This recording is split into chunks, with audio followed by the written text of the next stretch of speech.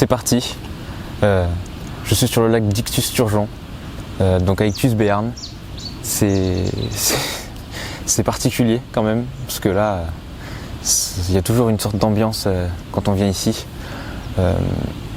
C'est un lac avec des spécimens immenses. Donc, comme son nom l'indique, Ictus-Turgeon, c'est un lac principalement où on va pêcher l'esturgeon. Et il y a le record de France de l'espèce donc Transmontanus qui fait 100 kg environ. Donc c'est énorme et on se dit qu'on peut très bien avoir ça au bout de la canne. Alors je sais pas si mes lignes vont tenir, mais c'est toujours fou quand même qu'on se pose cette question-là, qu'on se dise et si jamais ça pouvait arriver. Mais bon, je suis ici pour 3 nuits et 4 jours. En fait, j'ai choisi ce lac-là parce que il y a des vraiment très grosses carpes, surtout de la carpe koi. J'espère vraiment en toucher une, j'en ai jamais pris encore. Il y en a qui peuvent aller jusqu'à 20 kg. C'est vraiment des poissons uniques. C'est extrêmement rare d'en faire, super compliqué surtout, parce que c'est très méfiant et elles sortent pas souvent. J'ai mis en place une stratégie sur mes différentes cannes, surtout avec l'amorce, parce que j'essaye d'éviter les esturgeons et justement viser plus les carpes, ce qui est quand même assez compliqué, parce que bon, évidemment ce serait beau si on pouvait tout sélectionner, mais c'est plutôt compliqué. En fait, ce que j'ai fait, c'est que j'ai réalisé une amorce plutôt sucrée en fait, donc avec des appâts style aux fruits en fait, tout simplement, bananes, ananas, etc. Donc j'ai mis ça sur ma canne de gauche et ma canne de droite, et sur la canne du milieu, eh bien j'ai fait une amorce carnée pour essayer quand même d'attraper un esturgeon, en espérant quand même vous en montrer un. Mais voilà, principalement je souhaite viser de la carpe, c'est ce que je suis venu chercher ici, et on va espérer en faire une tout simplement. Donc afin de rendre cette pêche plus précise et plus facile pour moi, j'ai à ma disposition un bateau avec une batterie, un éco-sondeur, puis un moteur électrique, ce qui va me permettre de déposer en fait mes montages le plus précisément possible et de sélectionner en fait le substrat sur lequel je veux pêcher, donc que ce soit de la vase, donc plutôt mou, ou du caillou ou du gravier qui est plutôt dur, et dans différentes profondeurs d'eau grâce à l'éco-sondeur. Et j'ai la chance aussi sur mon poste, donc le poste 16, d'avoir une cabane avec moi.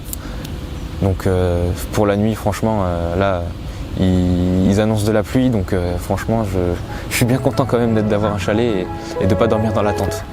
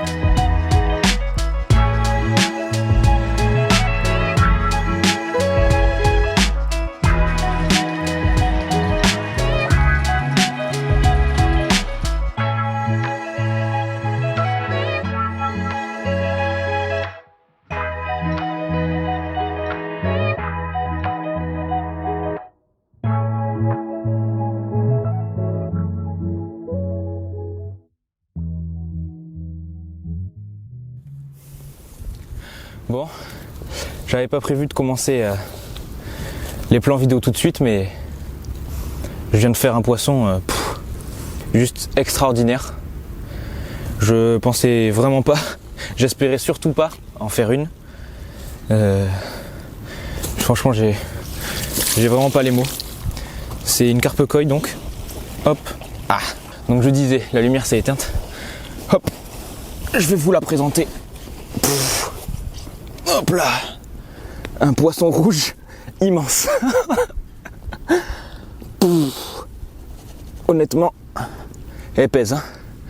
On l'a pesé à 21 kg avec le tapis de réception. On enlève 1,5 kg à peu près. Donc honnêtement, je sais pas. Je m'attendais vraiment pas du tout, mais alors pas du tout à faire pour premier poisson celui-là quoi. Bon allez, je monte rapidement l'autre côté. Hop. Hop là. Donc le second côté. J'ai du mal à la porter. Hop là.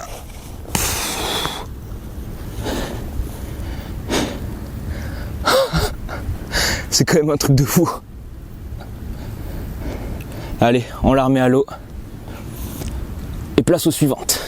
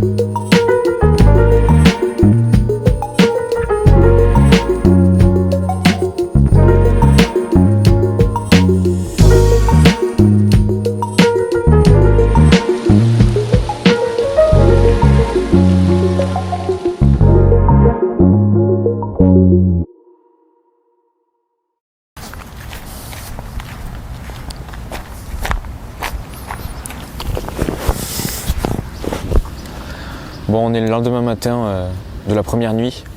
Je vous avoue qu'il pleuvait énormément, donc j'ai pas filmé, j'ai pas voulu prendre de risque avec l'appareil photo. Donc bon, vous n'aurez pas les plans du combat, mais j'ai fait un très beau poisson.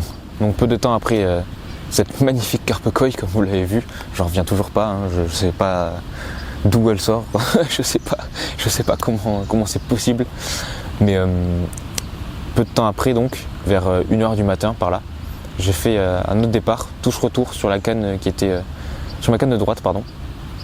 Et en fait, j'ai perdu le poisson au bord. Malheureusement, je l'ai décroché.